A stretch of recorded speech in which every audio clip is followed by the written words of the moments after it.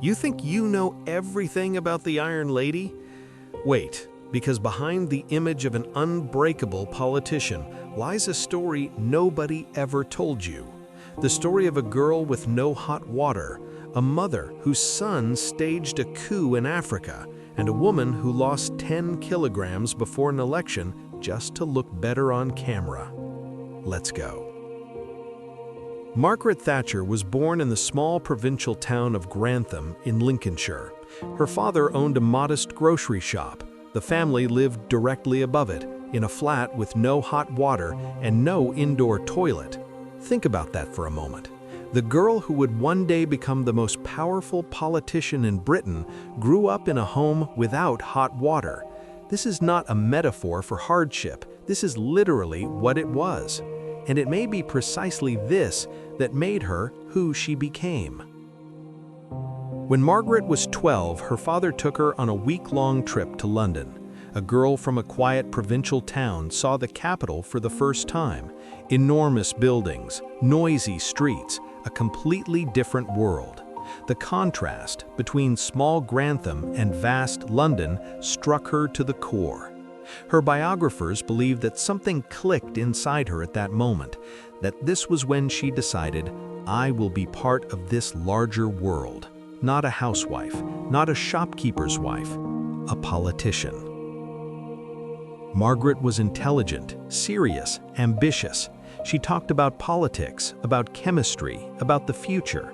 And the young Scottish farmer who was courting her eventually found himself drawn to her sister Muriel instead. Muriel was everything Margaret was not. She loved cooking. She loved keeping house. No politics, no serious conversations. The farmer chose Muriel. What Margaret felt, we can only imagine, but she clearly drew the right conclusions. February 1951. Margaret Roberts meets Dennis Thatcher at a dinner party. Successful businessman, divorced, a veteran of the Second World War. After dinner, he drives her to the train station.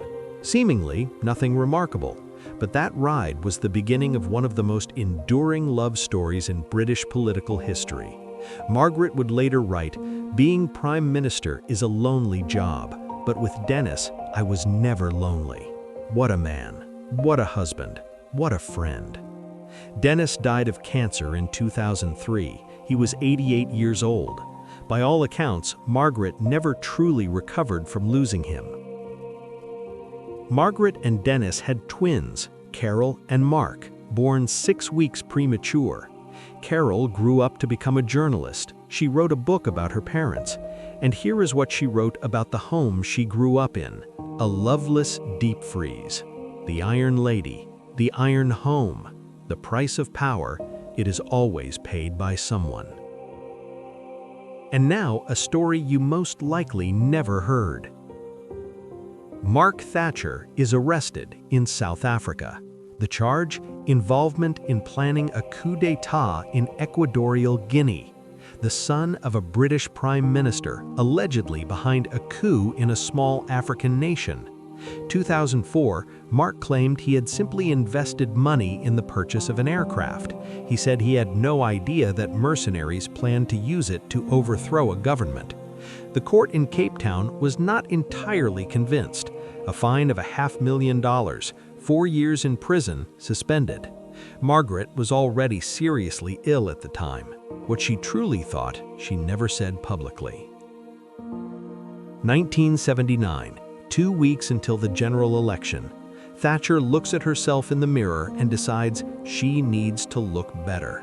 She goes on a diet. The menu, the same every single day. Breakfast, 2 eggs, a grapefruit, black coffee. Lunch, grapefruit again, 2 eggs again. Dinner, occasionally a steak, cottage cheese, vegetables. 14 days, 10 kilograms gone. She won the election. Coincidence? Perhaps, but Thatcher always said, details matter. Thatcher was renowned for her impeccable sense of style, and then one day she and Queen Elizabeth II both arrive at an official reception in almost identical outfits. Thatcher suggests to the Queen, "Let us coordinate our clothes in advance so this never happens again." The Queen declines. By most accounts, the relationship between the two most powerful women in Britain was never warm. This was one of the reasons why.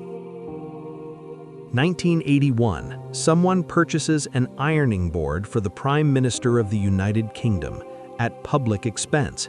Thatcher finds out and personally returns £20 to the Treasury. £20 out of the Prime Minister's own pocket for an ironing board. Say what you will about her politics, on this she was consistent to the end. Margaret Thatcher was the first sitting Prime Minister in British history to have a statue erected in her honor while still alive. In 2007, a bronze sculpture in the Houses of Parliament placed directly opposite a statue of Winston Churchill, her idol. She lived to see it, and she also personally wrote the script for her own funeral. She crossed out the planned flyback. She added a reading of a psalm by the sitting Prime Minister, in control until the very end. Everything on her own terms until the very end. The Iron Lady, right to the last.